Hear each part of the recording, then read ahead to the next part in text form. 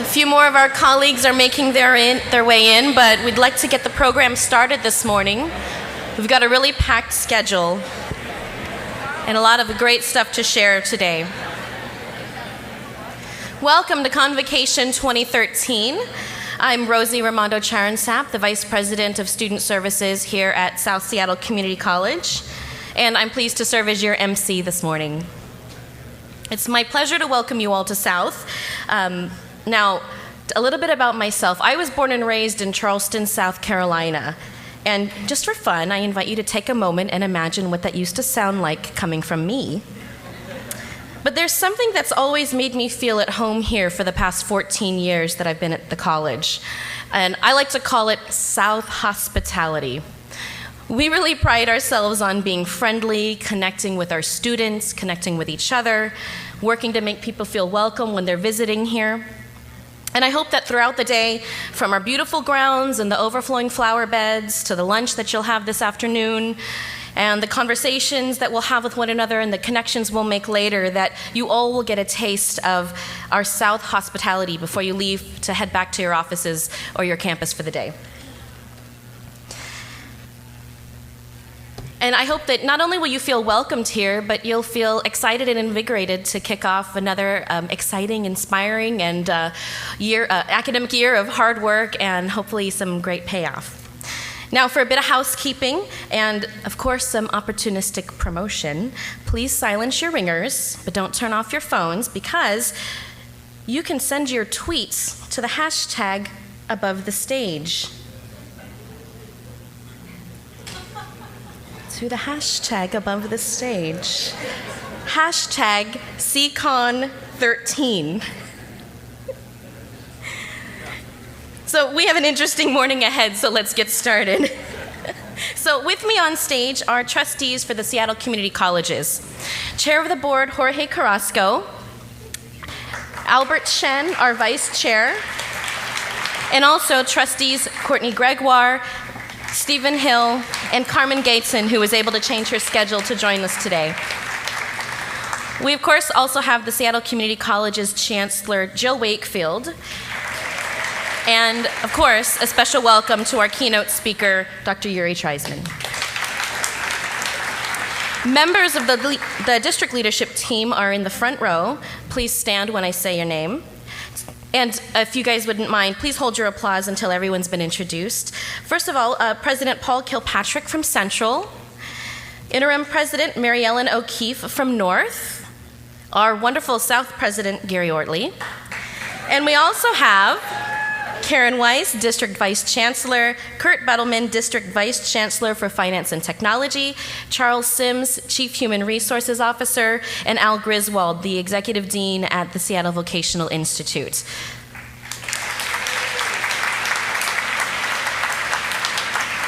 Now it is my pleasure again to introduce our South President and my great boss, Gary Ortley.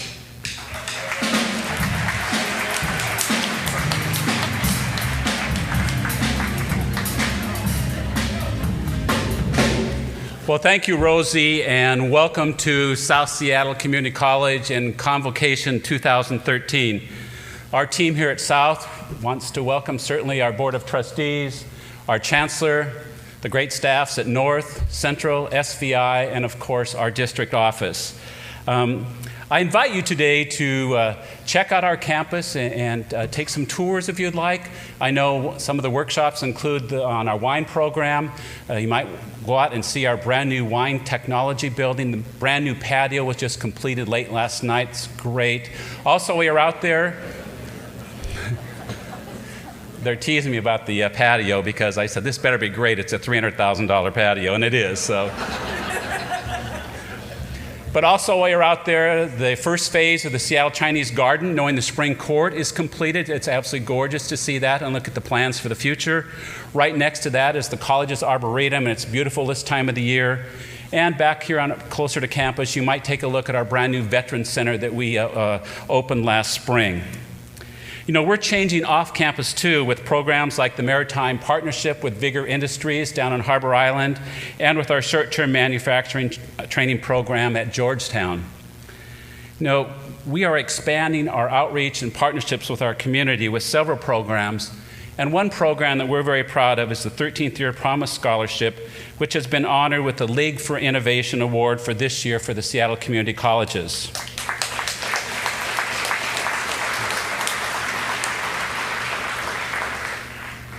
It was a little strange for me to be hosting this today and presenting this award, but I'm honored to do so.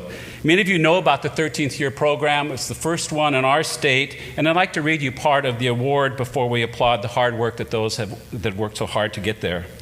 College doors have opened for hundreds of Seattle area high school seniors thanks to the 13th Year Promise Scholarship at South Seattle Community College. They guarantee all graduating seniors the opportunity to attend South tuition-free 1 year, along with rigorous required academic preparation to help them succeed. The college launched the 13th Year Partnership with Cleveland High School in 2008, and 3 years later expanded it to Chief Sealth International High School. The program is designed for all high school graduates, but with a particular focus to provide access and academic success to low-income, first-generation, and underrepresented groups. More than half of the 13th year scholars said they wouldn't have come to college without that assistance. And also, our state has been a leader in research showing that students who have a high school diploma and couple that with at least 1 year of college with a workforce certificate and/or a degree reach the tipping point, and by doing so, they earn living wage jobs and their success for furthering their education is greatly enhanced. So please join me in thanking the funding for this. The South Seattle Community College Foundation's worked very hard on this. Our board chair is not able to be here today.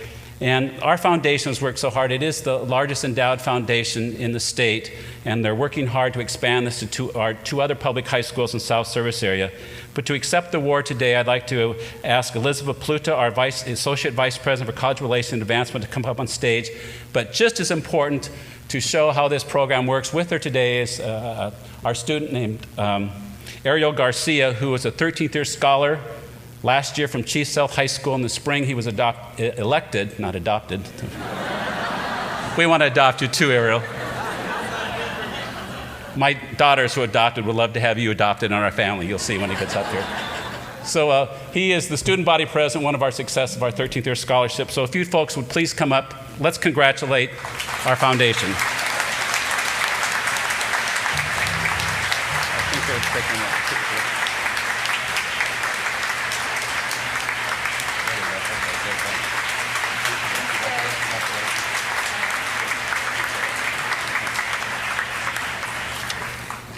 I also want to thank not only Elizabeth and Ariel for his hard work, but also our college staff, Chase, our coordinator for the program, and many faculty who work through the boot camps with the students throughout the spring and the summer to be successful, and all the staff that work to make that program successful. It's now my pleasure to introduce someone who's not a stranger to any of us, spent most of her career at this great institution, who is now our leader. Please welcome home the Chancellor of the Seattle Community Colleges, Chancellor Jill Wakefield.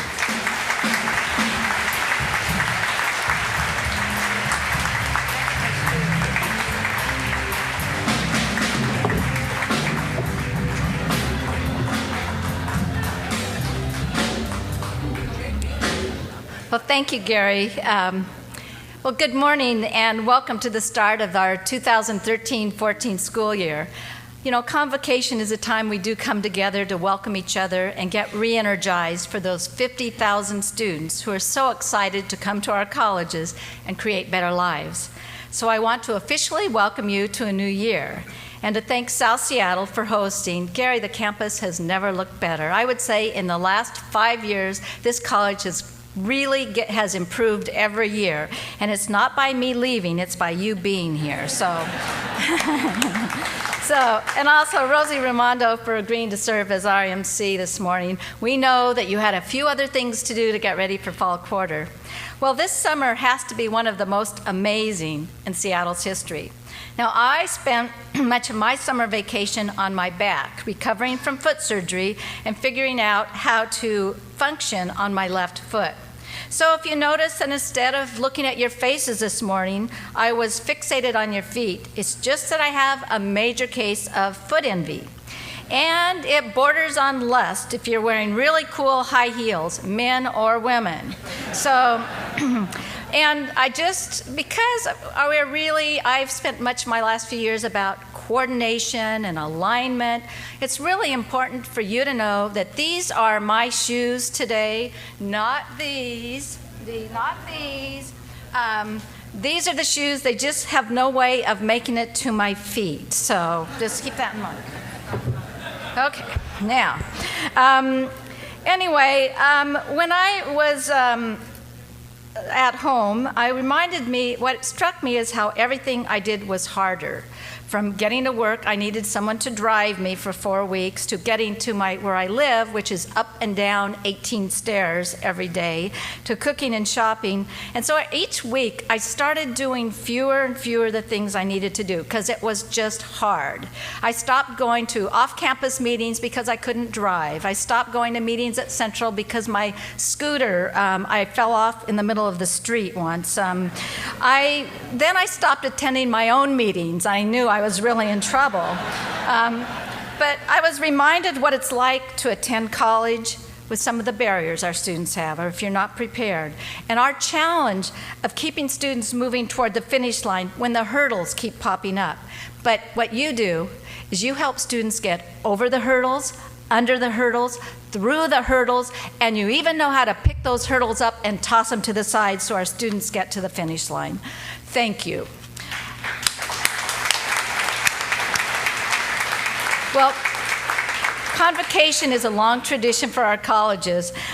This is our 46th. In 4 more years, 2017, we'll be celebrating our 50th anniversary and millions of graduates. So just giving you a little warning that we need to start getting ready. It will be a major event for our district. Well, the 50th anniversary for the March on Washington for Jobs and Freedom was just a few weeks ago. The Sunday morning news shows, which I had a chance to see all of them, really asked, is the dream still alive? According to a recent study by Harvard University, Seattle is ranked in the top 10 cities where the American dream is still alive, where someone born poor can become rich. In fact, we rank 4th out of the top 10 cities. There are a lot of reasons, but one has to be the Seattle community colleges. Our colleges are shaped by and are shaping Seattle. Today I want to talk a little about the future of Seattle and our colleges, and more importantly, the future of the lives of every person who lives and works here and attends our college. But before I move forward, let's welcome new employees from SVI, South Seattle, North Seattle, and Seattle Central. Everyone who's started since our last convocation, would you please stand so that we can officially welcome you?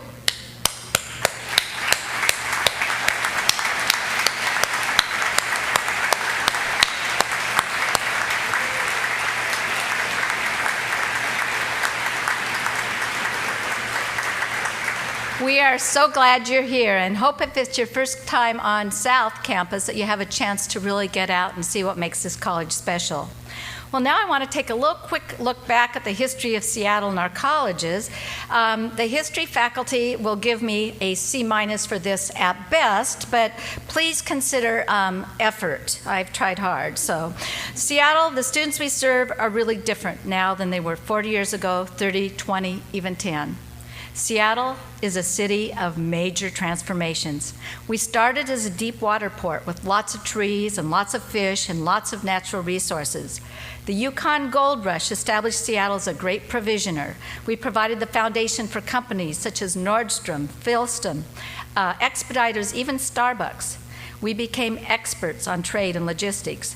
Then we were fortunate enough to have the University of Washington and a huge investment in our community in research and development, which meant that Boeing and other manufacturing companies grew to national prominence. And then, just a few years later, came the IT revolution. Microsoft, Amazon, biotech. We incubated healthcare innovations. The country's first bone marrow transplants were performed here. And we became the leaders for global health. Now, the amazing Amazon. You know, the state's community college presidents met at Amazon this summer. As we stood in the lobby waiting to go up, it occurred to me that there really wasn't anybody there over 30. And it brought it home a little bit to me when I heard one of the young people say to someone else, "Oh my gosh, did I miss it? It's Bring Your Grandparents to Work Day." So, I smiled, held my stomach in, and thought, I got to get some younger clothes. Anyway, so Seattle, but what's unique is Seattle is one of the few cities in the country where we've maintained our foundation companies, but also have grown to transition to the new companies. We're in such a great place. Now, I want to go back 10 years at our colleges, and my notes say when the average employee came to our district, and I need to note there are no average employees in our district. And Dr. Treisman, are you a math major? Would you agree? I don't know. Okay, I'm not asking. In that time, but in about 10 or 12 years, if we added all of our employees and said, so what's the average that they've worked here? Well, let's think in that time that a few of the new words that have entered our language. They have MOOCs and zip cars and open source textbooks, instant messages, applied baccalaureate degrees, flipped classroom, iBest, a move from access to completion. Seattle's become a different place with different job needs and a different population. Trolleys, bike lanes, and light rail. It's a convergent zone. Amazon and other research companies are changing the landscape. Housing costs are forcing many people to have to move. Well, our colleges, you, have been on the front lines of responding to changes in Seattle during these past 10 years. You may be surprised to know we've awarded 14,000 AA degrees in that time. Those folks have gone on to the bachelor degree and everywhere. We prepared 8,300 healthcare graduates, tripled the number of aviation, and well over 1,000 IT. We've responded to the maritime industry. They have huge training needs, with South's Training Center at Vigor and Central's bold new initiative at the Seattle Maritime Academy, soon to be remodeled. We become a regional center for nanotechnology and open an opportunity center at North. SVI started the Start Next Quarter. It's the orientation that has set the stage for all the orientations that we're using now. On Beacon Hill, the old Amazon building, PacMed, may, if we'll know in a few weeks, soon become a regional health care training center featuring Seattle Central and SVI and other healthcare programs. This will allow us to be on the front lines when Obamacare, the health care act, kicks in, because we know the needs will be different and we know they'll be greater, and we'll be well positioned in our district to meet that training need. Well, South's Georgetown campus was re-envisioned and expanded to high-tech training, and the city now looks at our district and is investing in pathways to careers because they see the great opportunity for working adults to move into well-paying jobs being created here by coming to our colleges. 10 years ago, 0 BA applied baccalaureate degrees. Today, we have 4, and within a year, we will have 4 more. So we'll soon be one of the leaders in this state in applied baccalaureate degrees. We're also leaders in international education. The global impact of our programs goes throughout the world, and our students that we serve here show how the transition in our world. And we also reach across the world with SCC TV. So you ask, I'm wondering if you know where the AA degree graduates are going. Well, we've looked at where our articulation agreements are. We know that you get an AA here, you go everywhere. Here's where the students, here's 6 colleges where students from our AA degree went last year. UW, Seattle U, Johns Hopkins, USC, Berkeley, UCLA, Columbia, Cornell, and the State University of New York. Those kids, those adults are going everywhere and are exceeding because of our great AA programs. And you know, for those that want STEM, the new high-tech careers, Ready, Set, Transfer ensures that those students that are in that program are going to do very well in any STEM career. Well, another change we've had is tuition. When most of us, me, was in college, I could work a summer and pay for a year of college. Now that summer will get me through a quarter. Our college foundations are so, I applaud their leadership because they, this last year, $1.5 million went to our students, raised by the foundations.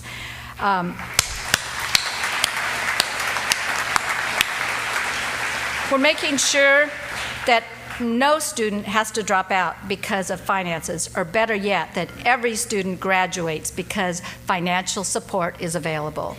Well, Seattle, as we tie ourselves to Seattle's growth, We think it's a great place, but it doesn't happen automatically. And the case I use is San Francisco, one of the greatest cities in this country that has one of the most troubled community college systems. We can learn from them. It's mostly opportunity, but it isn't automatic. Now, the other thing we found is that a lot of our traditional students are moving out of Seattle. From the last 5 years, the number of individuals with less than a high school diploma decreased in Seattle by 25%. Those with an AA degree or a high school diploma decreased by about 5%. Now, we know that more jobs need more education in Seattle. As Tom Friedman says, there will always be change, new jobs, new products, new services. But the one thing we know for sure is that with each advance in globalization and the IT revolution, the best jobs will require workers to have more and better education. So we're looking at what the great opportunities are. The fastest growing adult groups in Seattle, ages 18 to 44, are those with some college but no degree. That number is increased 28%. If AA degree, up 36%. So with one of the lowest unemployment rates in the nation, so many of our students have taken jobs, but they're not the jobs that are paying the well-paying jobs, so they need to continue their education. They need programs where they can balance their work and their families, so they're looking at us for new options, evening, online, short-term, anything that responds to the changes in their lives. You'll see a lot of marketing programs at our colleges that are really designed to help people know how we're changing to meet their needs. We're really trying to figure out how to meet the needs of every person who lives and works in Seattle. I was surprised to know 500,000 people work in Seattle. That's a lot of students that we could be serving.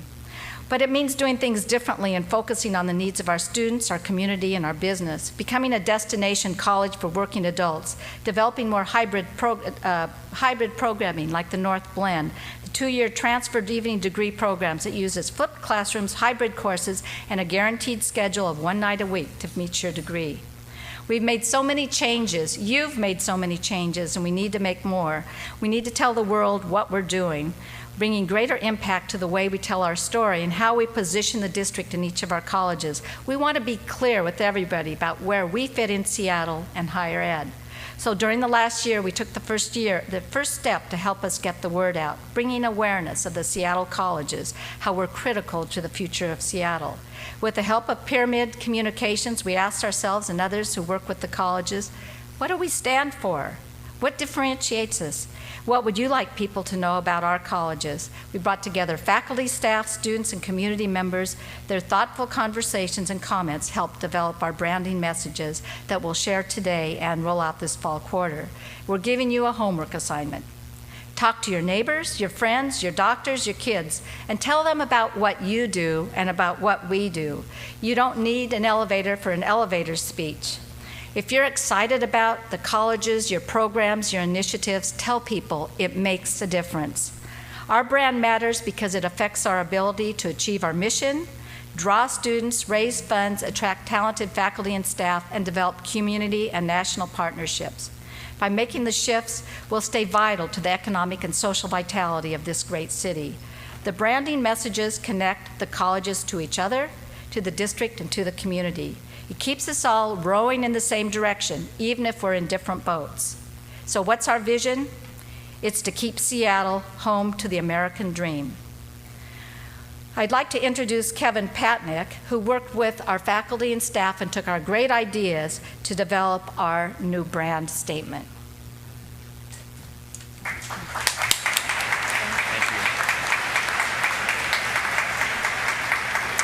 Good morning. Reading circle. The new American dream starts here. With globalization, rapid advances in technology, and a growing demand for sustainability, Americans have been redefining the American dream for the past 2 decades. Where we once had the luxury of a linear path to a known future, we now embrace the twists and turns, the hurdles and unexpected rewards of a rapidly changing world. Seattle community colleges are preparing Seattle for this new way of life, ensuring our city remains at the leading edge of innovation. The workforce of today and the workforce of our future must be diverse, highly skilled, and collaborative. we lead the way in offering an attainable education and providing the skills to put anyone with passion and determination on the path to a job or higher education. In doing so, we keep our city and our region economically vital. We all benefit when everyone has a lifetime of opportunity, and our individual success is made greater by the success of those around us. We help get people to work and back to work. We offer business a highly skilled workforce, supporting our robust legacy industries and attracting new ones. We help lift up individuals and communities, offering everyone a chance for a better life. An attainable education provides the pathway to success for students and the generations that follow them. With our distinctly urban viewpoint, inclusive, diverse, forward-leaning, rooted in our neighborhoods yet connected across the globe, Seattle community colleges offer an educational experience unlike any other in the region. We are shaping and are shaped by this great city. We link together a community of workers, thinkers, business, and industry, making us integral to Seattle's landscape of innovation. The new American dream starts here. Thank you.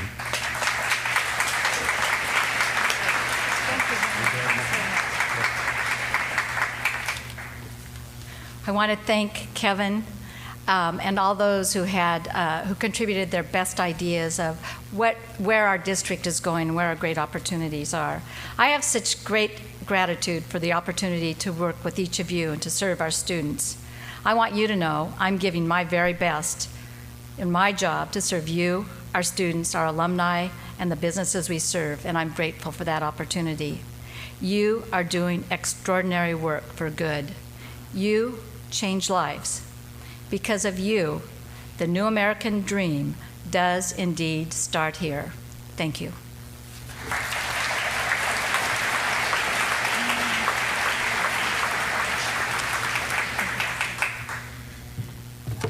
Once again, thank you, Chancellor Wakefield and Kevin Patnick, very much.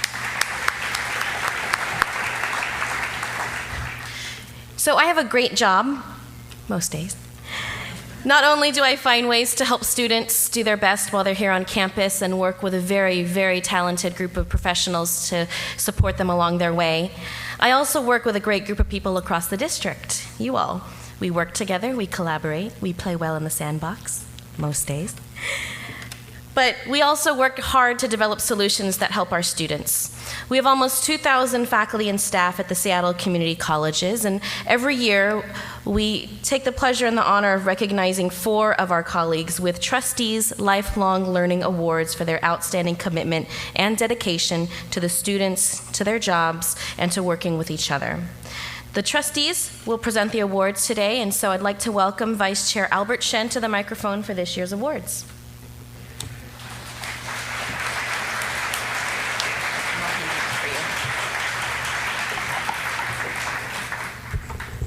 Thank you. Anybody want a pair of high heels? Still down here. Good morning, everyone. Good morning, everyone.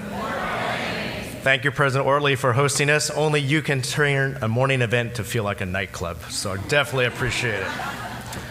The Trustees Lifelong Learning Awards were established 22 years ago to help support the intellectual and professional growth of district employees. Each of today's awardees will receive $1,500 toward that goal. Yeah, all right. The awards have a special meaning because the nominations are submitted by colleagues at the colleges. Many of the accomplishments of this remarkable group are printed in today's program. This year, we've also asked them to share their words of advice with you, and we're looking forward to hear what they have to say and how they're going to spend their $1,500, right? Okay. So with that, I want to introduce my colleague, Trustee Courtney Gregoire, to make the presentation of some awards.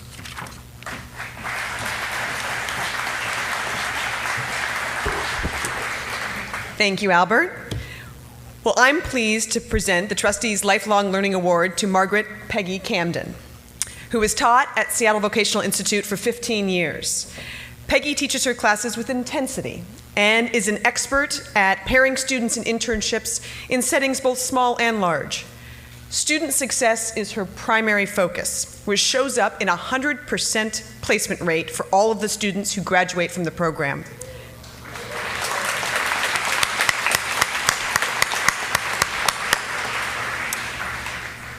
Peggy Camden's innovative outreach has helped put SVI on the map.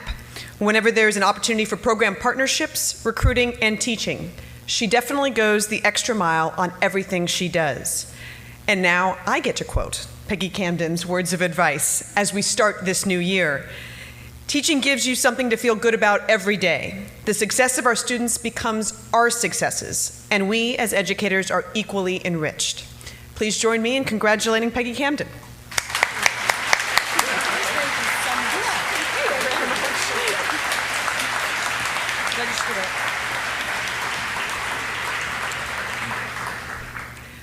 We also present the Lifelong Learning Award to faculty member Bob Dela Cruz.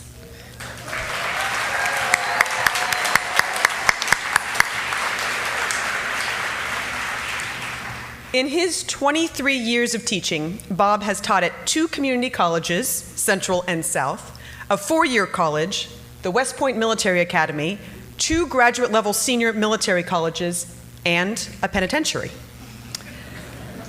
Today, he is highly respected tenured faculty member and campus leader here at South. Among his many accomplishments, he has served as an interim dean, coordinated the program for English 101 in the high schools, was instrumental in establishing the campus Veterans Center, and was curriculum lead for the nationally recognized ANA PC program, which is making a major impact on the retention and graduation of Asian American Pacific Islander students.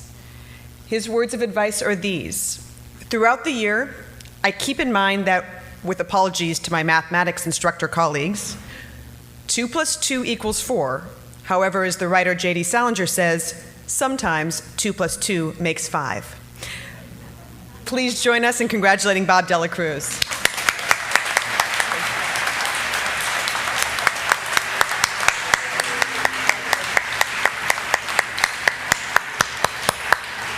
Now I'd like to invite my colleague, Trustee Steve Hill, to present the next 2 awards.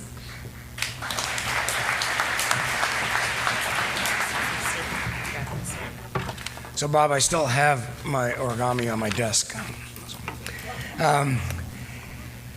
Good morning, everyone. I'm really pleased to present the Lifelong Learning Award to Larry Felton.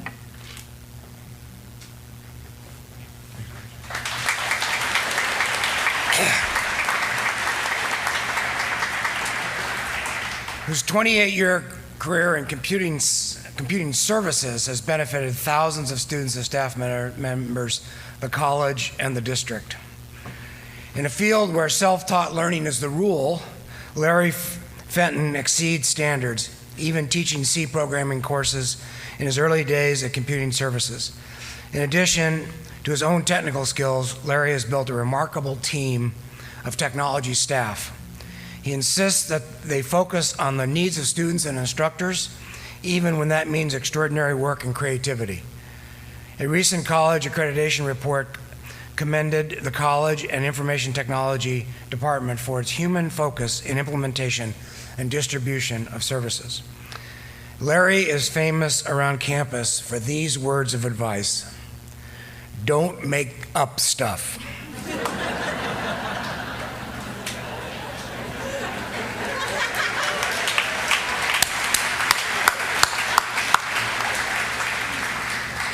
Don't make up stuff. We need to find the source and get the facts before we act. Please join me in congratulating Larry Fenton.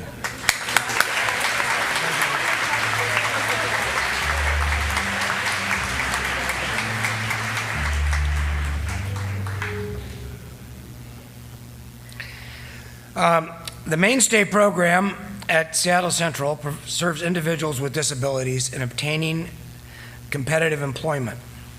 As a rehabilitation counselor and member of the Mainstay team, Rebecca Jansen has helped hundreds of clients to meet their employment goals.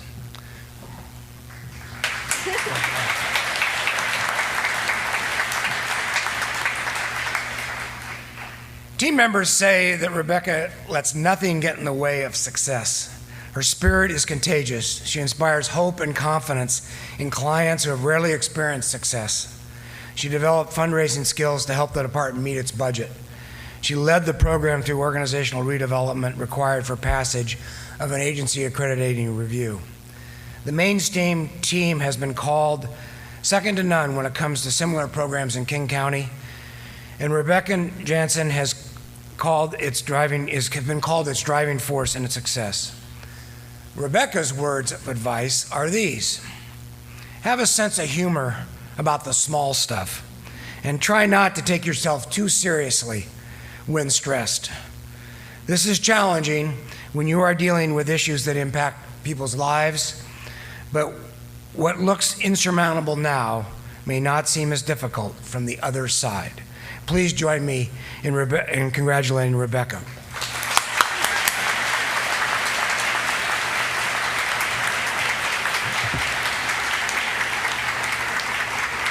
So thank you very much to our trustees, and congratulations again to this year's most deserving honorees, our colleagues.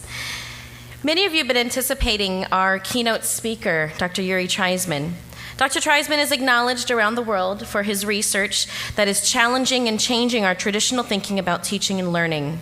We are so pleased that he is in Seattle with information that will help us ensure that our city remains on the leading edge of innovation. He has been called a pioneer for his recommendations about access and equity for students taking math. Dr. Treisman is working to level the higher education playing field for students of color and those who are struggling with developmental courses. His findings about what helps students to excel have implications beyond math classrooms and the campus. As we all know, these are critical skills for students today, since math and science courses are a key requirement for workers in the 21st century jobs and careers. Dr. Treisman is a professor of mathematics and of public affairs, and a founder and director of the Charles A. Dana Center at the University of Texas at Austin. His long list of awards includes a MacArthur Fellowship. He was named one of the 20th century Outstanding Leaders in Higher Education by Black Issues in Higher Education magazine. The Harvard Foundation named him the 2006 Scientist of the Year for his contributions to mathematics. Please join me in welcoming Dr. Yuri Treisman to the Seattle Community Colleges.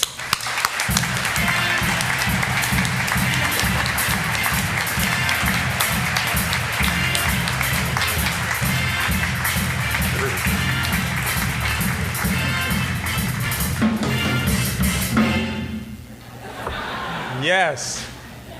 Now if you can get the timing for all my jokes, we're going to be a perfect combo. So, Jill, you asked about, is there an average worker? As a statistician, I always remember that the average newborn infant has 1.01 ovaries. And Larry, despite your admonition, 87.134 statistics are made up on the spot.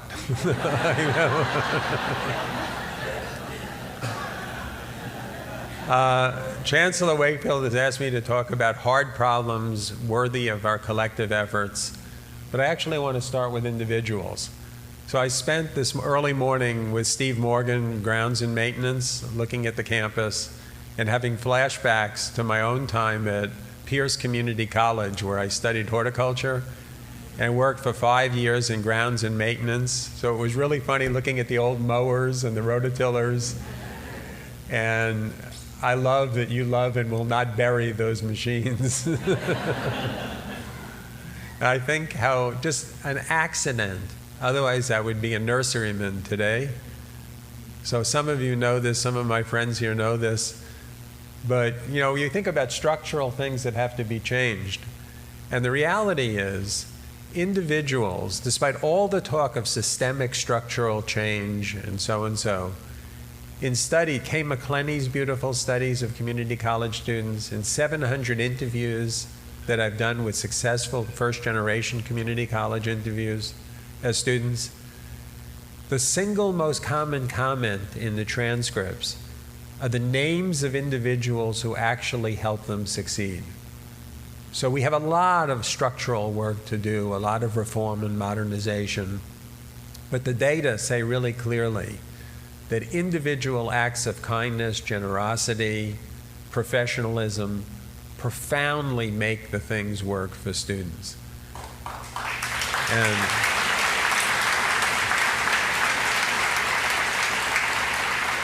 I think about working as a groundsman, and I love number games. My family was very poor. I never thought of myself as a college, going person. And, I walked into Pierce Community College at 25 and said, I need a job. What should I do? And the advisor, when the advisor still could actually advise, I mean, now there's 1,000 student loads, right? The advisor said, well, what do you want to study? What do you like to do? And I said, I don't know. She said, what do you like? I said, I like hiking. She said, you're in the horticulture program. That was the basis, right? And then when I was working as a gardener at Los Angeles Community College, during lunch breaks, I would sit outside the temporary building, which is still a temporary building. LA, windows open, windows that open. And I'd listen in to Professor Stutzman, Jack Stutzman's math class, and I'd try to do the problems just for fun. And he saw me out there, and he brought me in, he came out, he got me, he said, come into the classroom. He told the other students that they could also eat lunch during that 12 o'clock period, right? And then he invited me to do the homework and started grading it. And I did okay. He enrolled me in courses, math courses, and took me to his cousin at what was then Valley State, which is like the Interplanetary University of Northridge now. Name inflation instead of budget, right? And all the way up through UCLA, eventually Berkeley for my PhD, and a completely different life. So when he retired, we got notes from the campus administration, you want to come and honor Professor Stutzman. And of course, there were like 20 or 25 other people he had done this for who I never knew. And I asked him if he had any idea what a profound influence he had on my life, that he put in my head things that I could not imagine being. And he sort of stepped back and he said, well, I'm very proud of that. But mostly, when I had a really crappy day, and there were a lot of crappy days, the way I got through it was I just picked a student at random and I did something wonderful for them. And it was such a great... But he also said that he also really makes him angry because he reflected on this. Why should my future depend on the accident of a moment of kindness? Why isn't it really the structural things in institutions that do this for every student as a matter of course? And these are the structures that we really need to think hard about. So first, Steve, thank you for taking me behind the scenes into the place where people like the bowels of the beast. You really learn a lot when you look at campuses. You can tell that they're really loved, and this place is really loved by the people who are here. You can see it in the mulching and the pruning and all of that.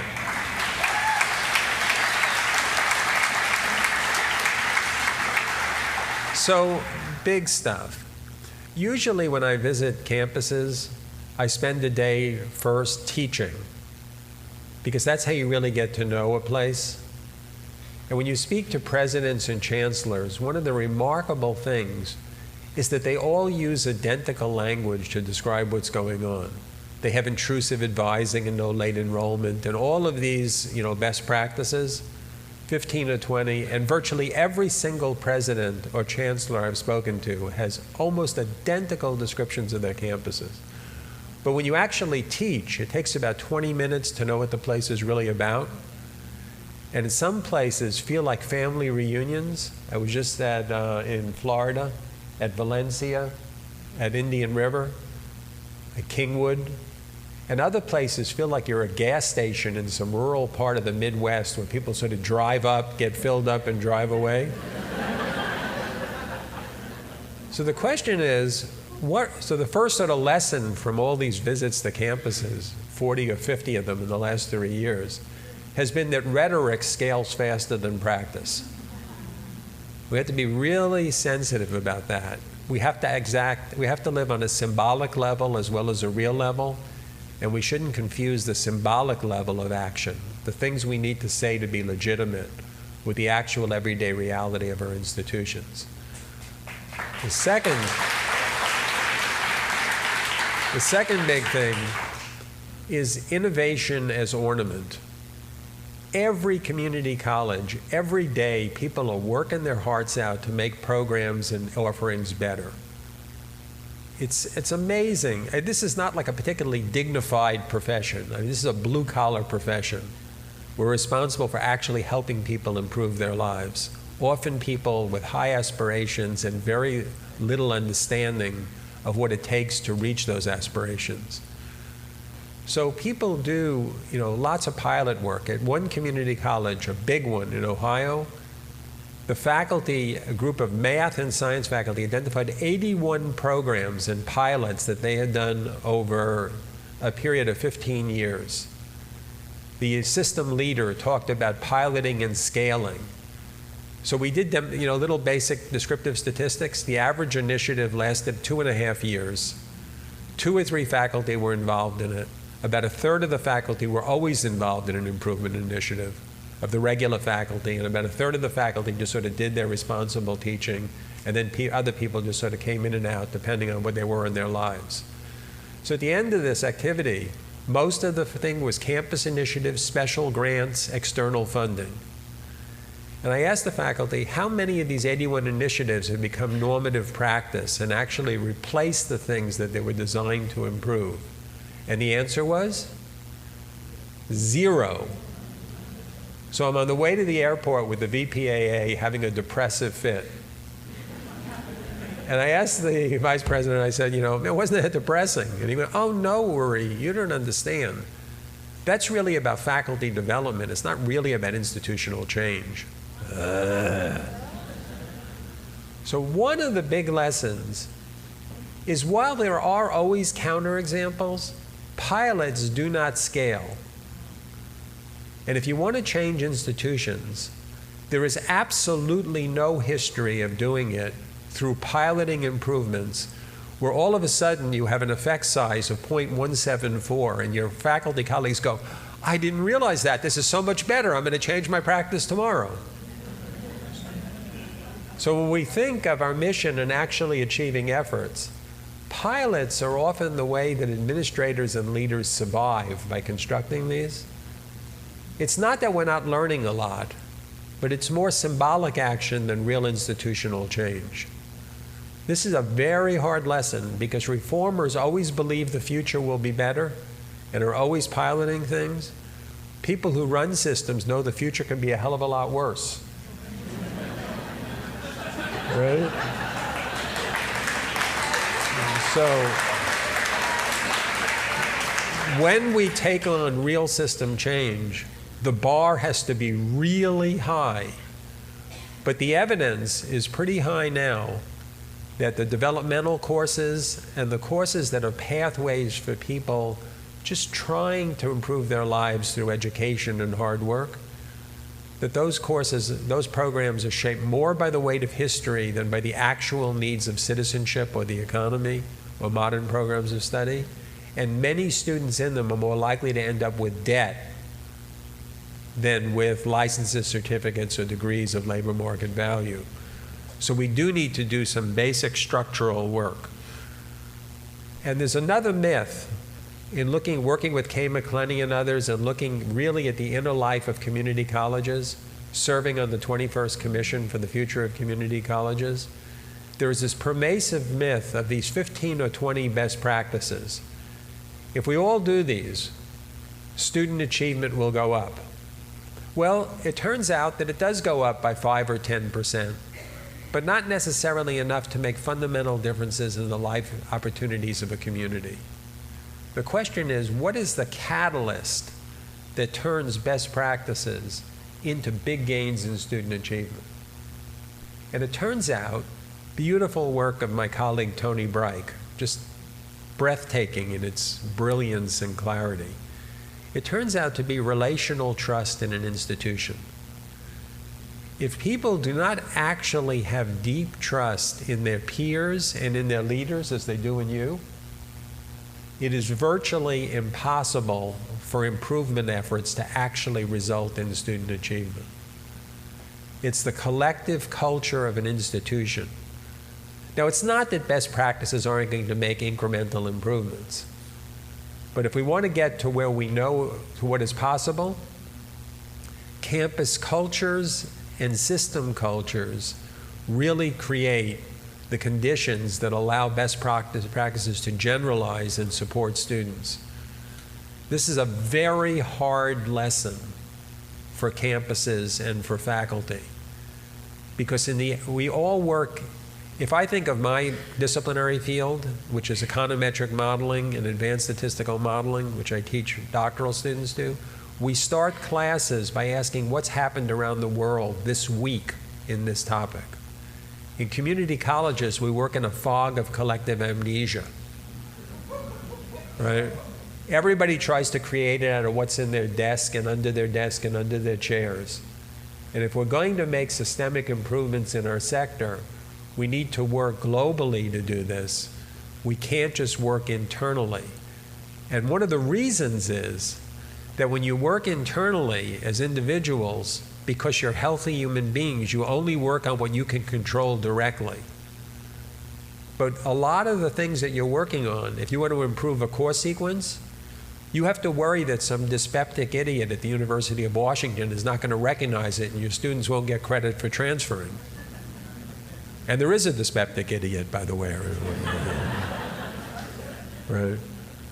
So if you just work locally, which of course is critical for improvement, but if you just work locally, you will not work on the system issues that actually create pathways to better lives for students. So yes, pilot. Yes, work to improve. But work to improve the system globally as well as locally. The next sort of characteristic of campuses is this fetish with data. Everyone is supposed to be making data-informed decisions. Well, let me say something about this. You know, this is the great quote that's misattributed to Albert Einstein, that everything that counts can't be counted and everything that can be counted doesn't count. What's happened, when you look at the data discussions of community colleges and K-12, it's almost obsessively focused on our failures. And we have to be extremely careful about this, especially in governance. What's happened in K-12 is that the rhetoric of failure has saturated the public mentality, and what was a symbol of hope in America is now broadly perceived as a symbol of government failure. So when we start with data, the first thing is to figure out what the hell we're really doing well and how sure are we that we're doing it. What are the strengths of our institutions, and what is the evidence with which we can assert that they're strengths? And the reason that we need to start data discussions with strengths rather than failures is because when you work at scale, the first things that can get killed are the best and idiosyncratic and quirky practices that are actually helping your students. Too much of community college reform is focused on someone else's idea of our putative weaknesses. And we have to be articulate about what we do well. For many years, I served as an advisor to Bob Moses, who I met in 1963, a long time ago. You mentioned the March on Washington. He taught me that data will not help you if you cannot see the faces of your students in the data. And start with the best practices on your institutions and protect them and preserve them and help the public understand them. Then get together and start working on the problems. Right? Data is key, but don't fetishize it. It becomes like a best practice. We're a data-informed campus. Right. I'll tell you that at a very large community college in San Diego, larger than this system actually, I went in, inspired by Kay McClenny and Arlene Onsbarger's beautiful videos of community college students. I went in to interview all the students who started in the first level of developmental math who passed the calculus sequence over 3 years. I had a grant, I was going to film them. Her name was Rosemary Martinez. So as a statistician, when n is 1, you don't need to worry about third-order moments of probability distributions. to describe your data. If you can name your successes, you're in trouble.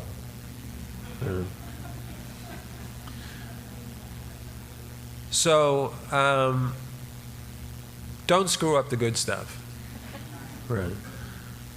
Now let's look at what really is happening on campuses that are making profound differences in the success rate, their success rates, students who go on, upward mobility of their students. And when you look at this, because if you look at course sequences like developmental math, California, 35,000 students 2 years ago took a developmental math course for the 5th or greater number of times. There was a community college in which no students, this is inside higher ed, no student was able to sign up for developmental math because all the sections that fall were filled by students who had failed it in previous years. Right? That's how catastrophic this stuff can be. So what are we seeing? Sometimes people work on content. This was my first effort at developmental math, building a stat way to heaven. Right. Working with Tony Bright and my friends at the Carnegie Foundation who've done amazing work, pushing these ideas forward. There's Lawrence Morales here and Jane Mewich and Rebecca Hartzler and people who are really central to making that stuff work. Right. Seattle, the community colleges were key personnel in that work. So yes, content needs to be modernized. I interviewed in Arizona firemen, people looking for a fireman's license, policemen, EMTs, who had finished everything but college algebra. And they're sitting there worried about how to creatively factor, quartics and trinomials, rationalizing binomial surd denominators. This is crazy. The accident of history is the shaping force on these programs, the weight of history, not the actual needs of programs today. These students should be taking statistics, modeling, right, basic quantitative literacy. And one of the reasons we don't make these changes is because faculty aren't given the resources and time to reorganize their programs and so on. And that 2/3 of the faculty on many campuses teaching these are adjuncts, making $2,000 to $3,000 a course if they're lucky. And that's a major conservative force on modernization. And we're going to have to come up with creative ways of dealing with it. So content matters. Changing to statistics and quantitative literacy has meaningful but not very large effects on the percentage of students who succeed, except in special projects. Then there are people changing structure. So yes, 2/3 of all the students who fail to complete developmental ed pass every course they take, but the sequences are so long, right, that they drop out in between. And I wondered about this, so we found the original CUPM notes on the creation of the developmental math courses, 1950s. That was when community colleges were still connected to high schools, and high school districts really ran them. Most of the people involved were high school teachers with two key points. One is, let's not let them escape high school math at all costs. And the second was, immaturity was a problem. They need to stretch these out so students have time to mature. I'm looking at all these veterans taking these courses. They're going to over-ripen and rot. They're not going to mature. Right? We can't let the weight of history be the determining factor in things that are pathways to upward mobility. Then there's delivery, the silver bullet, hybrid instruction, MOOCs, right? All this stuff coming down the pike. I'm a Texan now. We believe in silver buckshot. We have incredibly diverse student populations we're privileged to serve. There's no delivery mechanism that'll work for all of them. The trick is, how do we get the right student in the right modality at the right time? And that requires fundamental different approaches to institutional research, where it's about improvement as much as compliance. Then one of the biggest is student support. A lot of people have given up on changing fundamental courses. So maybe we can help the students succeed in these courses as they are, and learn a lot about student success. And this is where Lawrence Morales, you guys are lucky, I think his PhD is actually in this area, and Jane Mewich and folks are working on that. A little research cluster here connected to Jim Stigler at UCLA. We know so much more about student success now that is not operationalized in advising. Thanks to David Yeager's beautiful work, we know that the first week of class, and Kay McClenny's work, students have 3 concerns. Do I belong here? Are these people like me? Are these people I can really be open with? Did I make a good choice? Is this the kind of place I really should be? The second is capability. Can I actually do this stuff? Because the first crisis is the first day of instruction in a math class where they hit the pace of instruction they've never experienced before. It just blows them away. And then the third is purpose. Does this have anything to do with me and who I want to be and my future self? And Yeager and his colleagues, some of my doctoral and postdoctoral students, have shown that if students can remain worried about this, it dramatically affects the likelihood of their withdrawal or disengagement. Then comes self-regulation. What does it mean that I can't solve this problem? For many of the students, they interpret it as meaning, I can't do this, I don't belong here. For other students, like most of us, it means I'm about to learn something, I got to change my strategy. Right? So these small dispositional attributions profoundly affect student success. And then over here is the ecology. How the hell do I figure out what I'm supposed to be doing? Can I help others? Can I learn from others? This model of understanding student success is profound, but we can't address it just by fixing courses and improving teaching. So this may be the most important message you get from today's talk. When you look at your campuses, you have a faculty and you have a student affairs bureaucracy, both comprised of professionals who care deeply about students. And ethnographers suggest that student affairs people see their job as preventing the damage of faculty and making sure that students get through the hurdles they create. Where does that come from? The GI Bill. When the GI Bill was created after World War II, college presidents strongly opposed it. The president of Harvard gave an impassioned speech how it would degrade the quality of American higher education. And faculty were opposed to it, even though they politically supported it in their individual lives. And what happened, because of the political salience of our veterans, administrations took responsibility for student success, and they built the first learning centers in the basement of administration buildings and libraries. And the faculty didn't say, if they're the student learning center, what the hell are we? When civil rights came, that accelerated the development of student affairs. When there were a handful of people of color on our campuses, even though they surrounded the neighborhoods, they were in the neighborhoods surrounding our campuses. So what do we have now? We've made major successes in access. Our campuses actually look like America. If you walk through South Seattle, this campus, it has a profound commitment to diversity, and you can see that its student population looks like this community. But now we have 2 different groups independently responsible for their success. And it can't persist in that way. And here's the reason. This is Seattle, Boeing. Do you guys know the story of how Boeing became the biggest force in international transport? It's worth telling. After World War II, everyone assumed the British would control international aviation. And they built the beautiful de Havilland Comet. A lot of German scientists who escaped Nazi Germany helped them build a magnificent plane.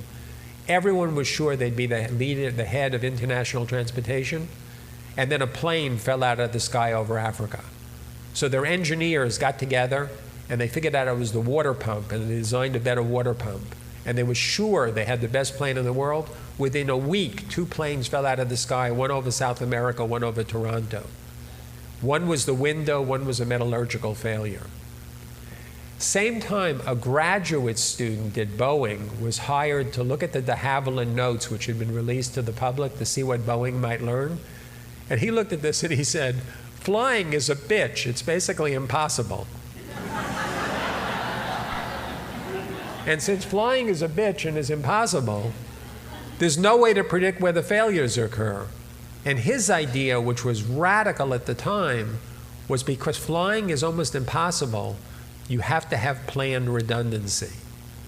Well, poverty sucks.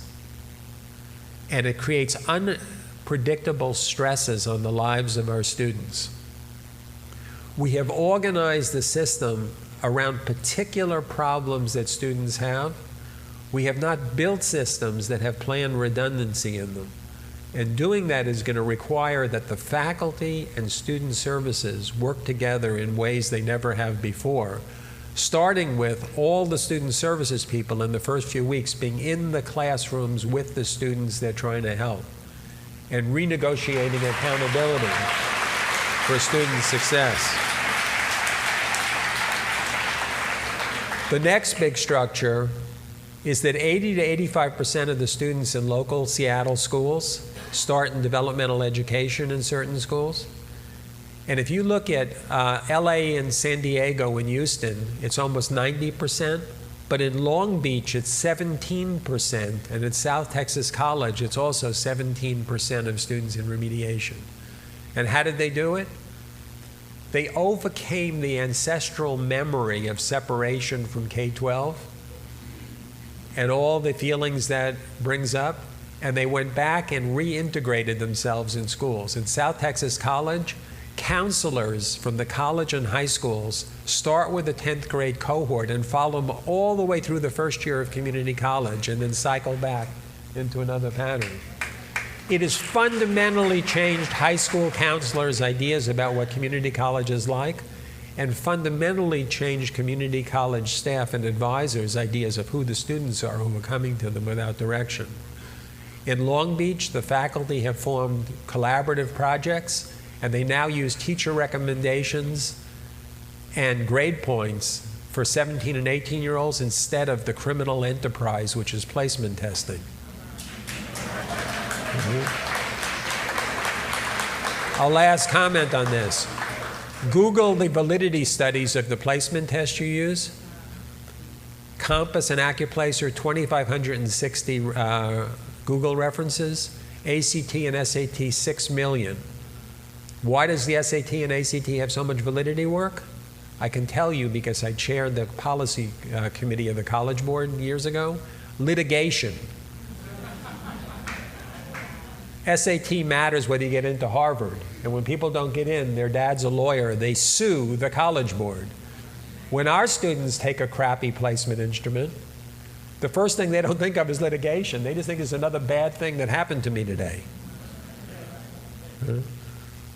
So reintegration of student services and faculty work around the mission of our institutions, and rethinking for the young students the pathway from high school to higher ed, can have profound structural effects.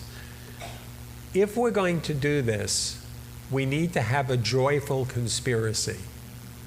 Jenna Cullinane's beautiful analysis of community college improvement, interviewing governance board members, chancellors, IR people, VPAAs, deans, and faculty. Each of those groups sees the problem differently and imagines obstacles that aren't there. What we need is coordination of improvement across levels of the system in a joyful conspiracy, and cycles of mutual permission giving, starting with governance. Last, Chancellor Wakefield mentioned this, Seattle has a better record than most cities, but for most communities within Seattle, actually upward mobility is over. The probability for most of the sub-communities of Seattle is that the children will have lower standards of living, except for certain white and Asian communities in the city. Why is this so important? Americans, we're a wonderful people, but we have some character flaws. One is that we prefer nostalgia over actual history. We like to think that because of Thomas Jefferson, democracy will be here forever. Democracies are incredibly fragile and beautiful things. They require a broad middle class at a time when middle class jobs are disappearing. And they require the belief that education and hard work can improve your lives. How did poor people and people of color advance 30 years ago, 40 years ago? Military, poor people can't get into the military anymore for the most part. Many of my African American colleagues, their parents were postal workers and civil service workers after the Korean War and so.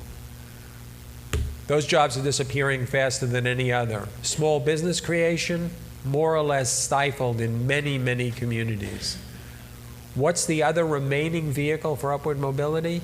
Look in a mirror. The essential work of community colleges is to create pathways to upward social and economic mobility as the essential foundation of American democracy. So next time colleagues are fighting about the relative merits of completing the square or factoring to solve quadratic equations, or requiring bizarre courses because they've been there for 50 years, put it in perspective. Our real work is to protect the fabric and vibrancy of American democracy by having pathways that through effort and education allow you to have a better life and your children to have a better life. That's why this relatively undignified blue-collar profession of ours is so damned important. Thank you.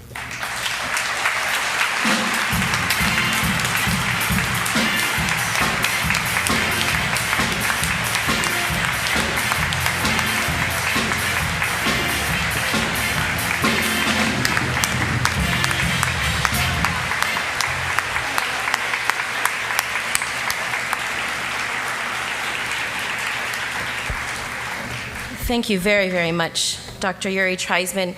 And if you'll just indulge me in my own moment of self-reflection, as we think about some of the things that you've shared with us, it's really caused me to be self-reflective about how I myself approach an attempt to lead change in this institution. And although it was scripted earlier, I'll reiterate it again with emphasis that I really do have a lucky job. I really do have a fortunate position in the college and in the district, and I think that we'll be having some really interesting conversations later today and into this year with some of the colleagues that we work with, and I'm in for the joyful conspiracy.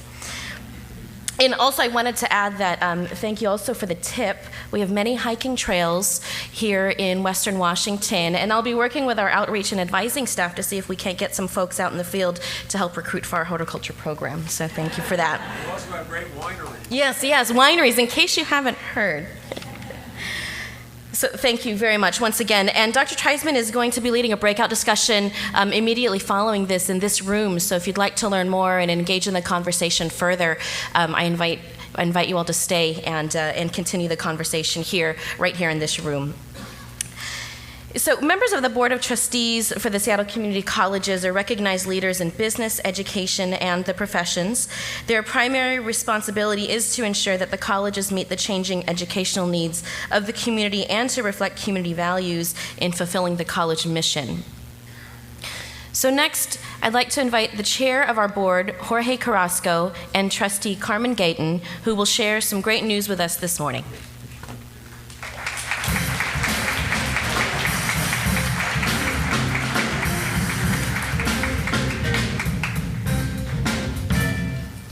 I'm going to take you back to Seattle City Lights so that every time I speak to employees, I can sort of get a nice introduction like that.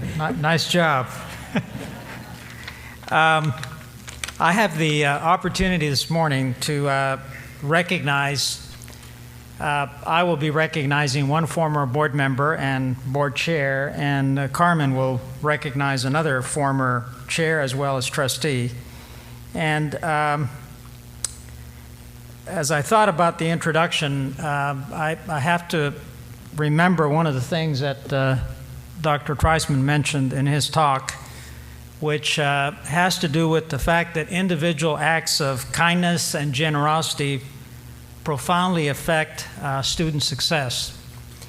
And that epitomizes what I think Tom Malone represents to the Seattle Community College system.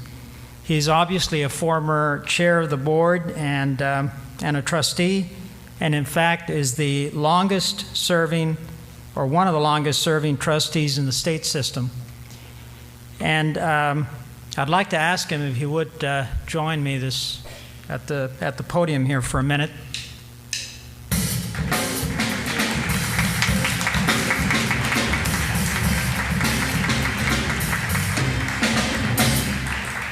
Tell you, right?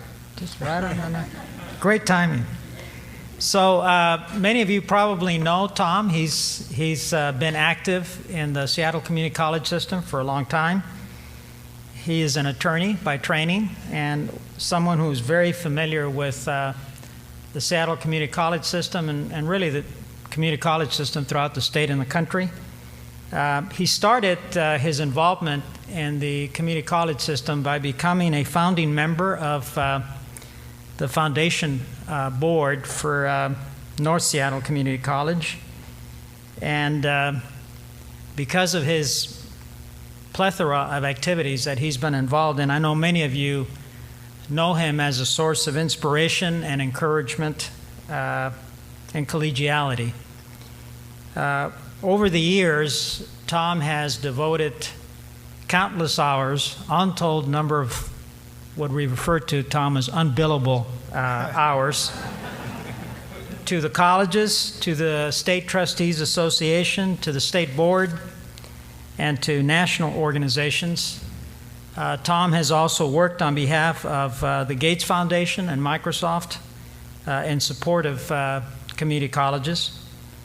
And on top of all that, when Tom speaks about the community college experience, he brings a lot of his own personal experience to it because his wife and all three of his children have completed programs or courses at our colleges.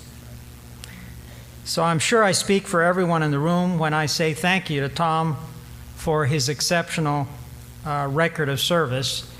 And this morning, we're going to add to his long list of recognitions that he has received for many things he's done in support of the community.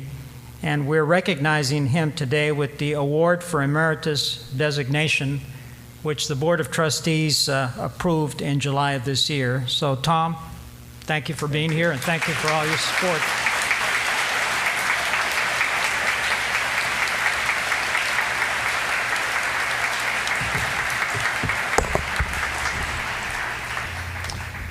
Well, good morning, joyful conspirators. I guess the most important thing I can say is I miss all you guys. We've only been gone for about a year here, but you can see why with this wonderful inspirational speech. In fact, as many of you know, I still love to talk about education, and it used to be more fun because I could say, well, I'm a trustee of the community colleges. And now when people look at me and say, well, who are you? I have an even better response, which is, well, I'm a Seattle Community College supporter, and I will be for all my days.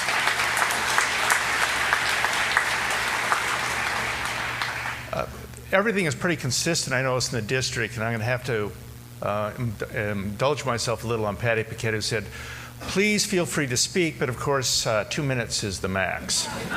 And that hasn't changed for the whole 16 years of my experience in the community colleges. But I want to just say a couple things. First, I remember my earliest days here when I was in the foundation and looking about these changes in pilot programs and those sorts of things. And I recall at that time, there were almost, in fact, I don't think there were any teachers that had web pages, for example, or went online. And when I asked how many people were actually working with computers, and at that point, of course, there weren't any handheld or phones, but all of them, virtually to a teacher, said, we don't do that because our students don't have access to computers. And you heard Jill's long list of programs, how much that's changed. And my reflection is that The change here has been profound in these last 16 years, as all of you know. I doubt that there is a student now who graduates from one of our programs who hasn't had at least one online experience or a hybrid class.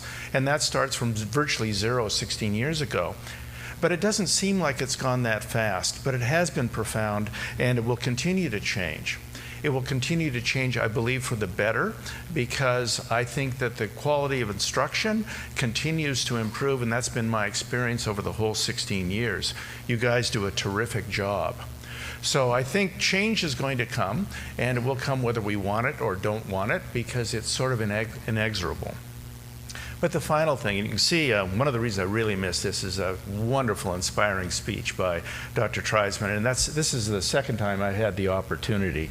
I have to finish because what he said is one person making a difference and caring counts. At least that's what I really take as one of the major messages from Dr. Treisman. Let me tell you what kind of man he is, because I had the opportunity to speak with him in Dallas. And we had a program, a pilot program, that we desperately wanted. It was called Statway. And because of collective dyspeptic professors, long ago, we have some unusual traditions here that I'm sure that Dr. Treisman knows, but we have our math requirement largely because the University of Washington, decided it was a very smart strategy on their part to not teach developmental math, so they asked us to do it. They know it's hard to do, so we do it. The result is you can't get in the UW without Math 98. That's our Math 98. Dr. Treisman and others were pioneering in their efforts against those statistics that he so eloquently mentioned here today about the high level of developmental, people needing developmental math. Once again, if I can indulge myself, I think we will win that ultimately. Hearing about Long Beach inspires me more. I know the fight is hard. I know it's going to take time, but I believe we will win because of people like Dr. Treisman. I'm very optimistic about that. So people like Rebecca Hartzler and others that he mentioned have been working so hard to do this that our school, University of Washington, was one of the last holdouts. And one person made the ultimate small bit of difference, Dr. Treisman. He made a point of calling the individual who he thought could reflect that difference. And he had a price to pay to get this done. And I was told it was a bottle of Oregon wine. That was the difference between our pilot project, and it's one that I believe is a wonderful pilot project. And it was his individual effort that got that for us.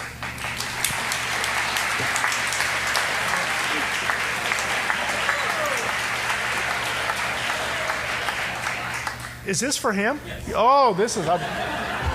It took us a while, but we're paying you back.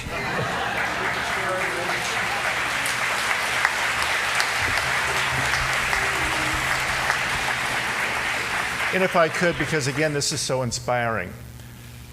He didn't even say what is most wonderful about his program from my perspective.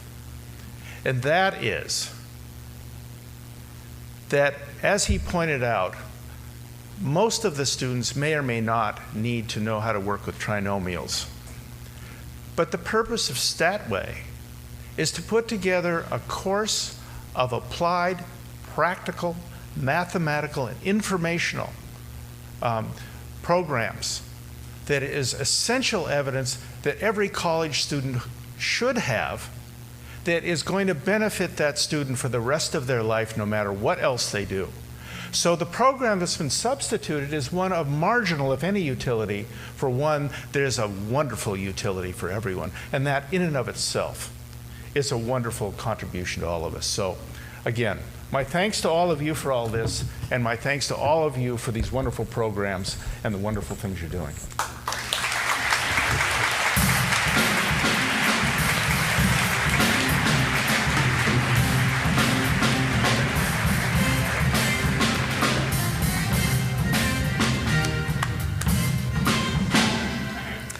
Well, congratulations, Tom. We really do miss your wisdom and insights on the board, and so well deserved.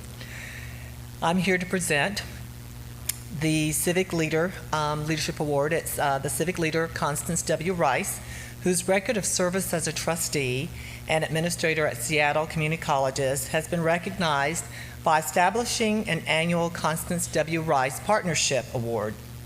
I'm pleased to announce the first honoree for the award is another civic leader, former Washington State Representative Kip Takuda, whose interest and influence helped improve the Seattle Community Colleges over many years. Kip Takuda passed away this summer. A special gathering will be arranged to present the award to his family. Thank you.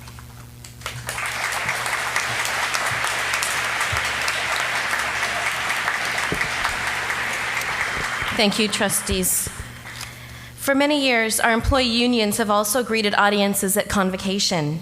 Please welcome Kimberly McRae, Seattle President of the American Federation of Teachers, and Tracy Lai, the AFT co-president. And Kelly Grayson is bringing greetings from Rodolfo Franco, President of the local Washington Federation of State Employees.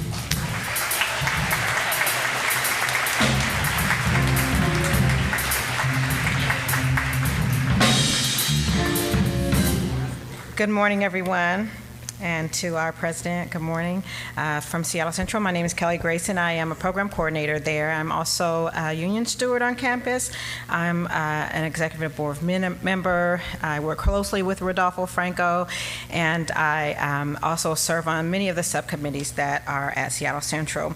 And so I want to greet all the classified employees, and I won't have you stand because I only have 2 minutes. But anyways, I want to welcome you all back to the school year. Thank you, Dr. Treisman, for making sure that the classified staff are, that's generally who mans the front line. We are student services, we are student driven, and that's what we come to work for. So I just wanted to thank you for making us feel welcomed and that we do fit into the equation.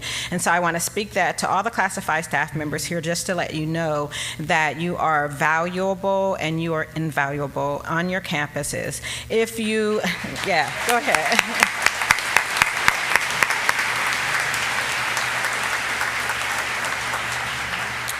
For those of you who don't know, we have started gearing up for the 2015 through 2017 negotiations. We will be working on the contract.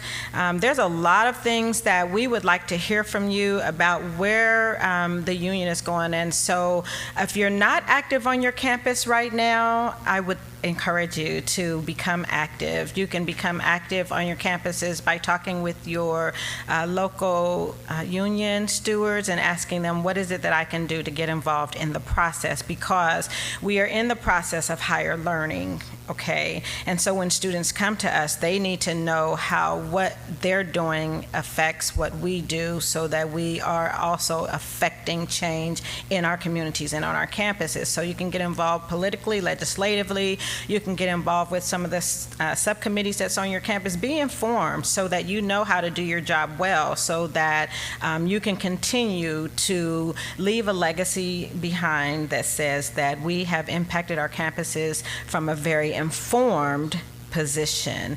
If you're in higher education and you don't have a degree, I would encourage you to complete your degree. Begin and complete your degree. There's no reason for us as staff members to not take advantage of the state waiver that we have. We need to be informed. We are in higher education. So I want to encourage you to get your degree, right?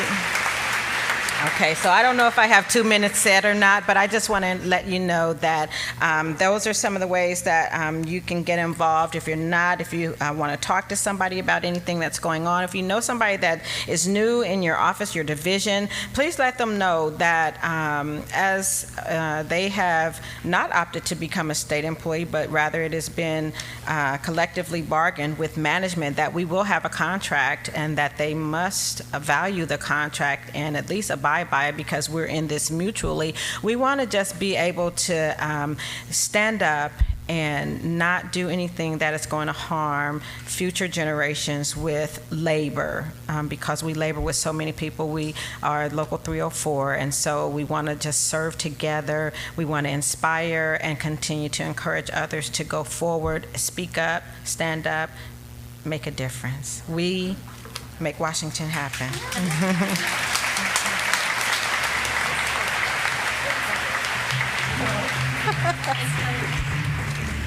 Well, greetings, colleagues and guests. My name is Tracy Lai. I teach history at Seattle Central, and it is a great honor to serve as co-president of our faculty union, AFT Seattle.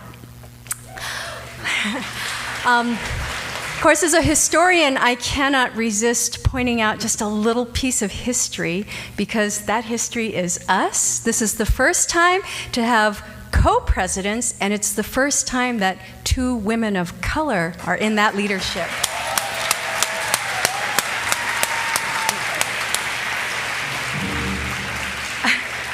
I first worked with Kimberly McCrae through Seattle Central's Global Education Design Team. And if you're not familiar with GEDT, as we fondly called it, it was a really creative space where faculty, staff, and students could come together to collaborate on hosting speakers about global issues of all kinds. We had a global humanitarian fair, and so on. And I mention this because that's the kind of collaboration that we're going to try to bring forward into our leadership as co-presidents. Last June, faculty ratified a new agreement. It took some 18 months to negotiate.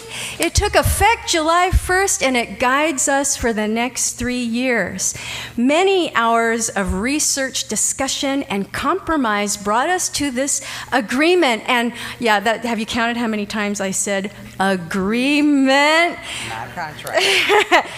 and we really want to emphasize that, because it means that our teams tried to come together and do the best agreement that we could. And we need to now work to understand that and interpret it. And when Dr. Treisman talked about a culture of trust, it has its application here too, and that's going to need work from all of us. So I just want to say we really want to do the best job we can, and we're going to need all of your help in making that trust and agreement work well. So be sure to stop by our table. If you can't today, look for it at your President's Day.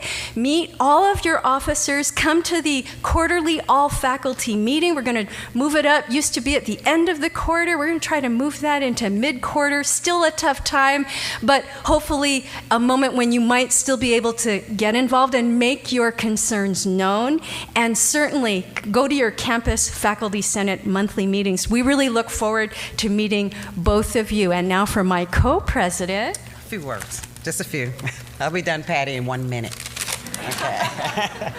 I am Kimberly McCrae, and I would like to thank all of you once again for electing Tracy and I as your co-presidents for the 2013-2015 term. As your elected officers, Tracy and I have a top priority this year, and that's to secure new money for faculty. Due to cuts to higher education beginning in 2008, we haven't received any new monies. However, we've taken on more duties. We've worked tirelessly to improve the success of our students and our colleges.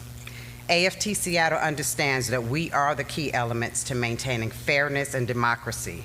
We are protectors of free speech, public education, voting rights, and access to information and the middle class. Well, there's good news. There is new money in our district. The state has allocated new money to community colleges in Washington State. And guess what? Our district received a nice lump sum. As your elected union leaders, Tracy and I will make sure we are sitting at the table when those decisions are made about how this new money will be allocated, so we're not on the menu. And the only way we will receive new money for faculty is if we bargain for those local funds. AFT Seattle is your union, and we all need to mobilize and make sure our wants are known. So you all know what is possible. Now listen here, this is really possible. Spokane Community College faculty district bargained their college for that money that was allocated to the state by the state to their college. $579,000 went to faculty salaries, all the money. So if we get together, we mobilize, and we let our leadership team know what we want, I'm certain we can secure that funding as well.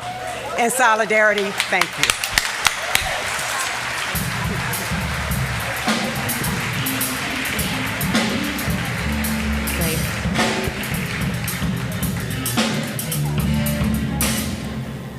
So thank you all. And as we close, there's a couple of thanks that we must extend, of course, to Brian Kirk and Good Company. Thank you so much.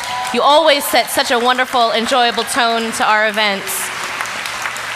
And of course, a special thanks to Patty Paquette, Peg McNair, and the District PIO office, including Marie and others, for the work that they did to put this on.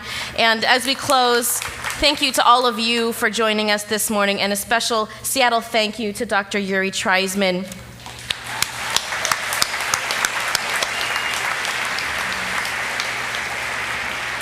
Workshops will start here shortly. I wanted to also mention a thanks to our generous sponsors for the lunchtime barbecue, School Employees Credit Union of Washington, TIA CREF, and Washington State Employees Credit Union.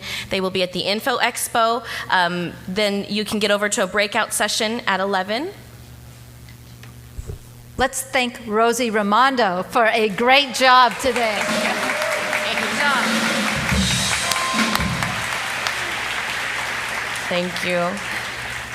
So maps on the screens will show you how to find the Chinese Garden, the wine program, and all of the other events. Please enjoy our hospitality today. Enjoy yourselves and one another. Have a great day and have a great year.